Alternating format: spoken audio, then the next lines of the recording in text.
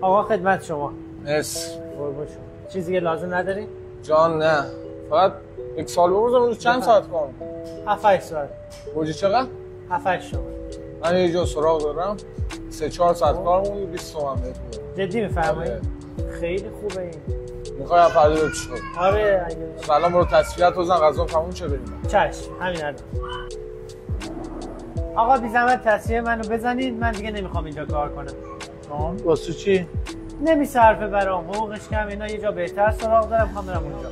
خب با واسه تا آخر ماه میخوام واسه بیمت اینا رو. چون گفتن سفارش کردم باید برم. در نهایت اختیاردار خود که هر جور تو راحت داری همون کارو. مرسی خداحافظ. سلام داداش. سلام.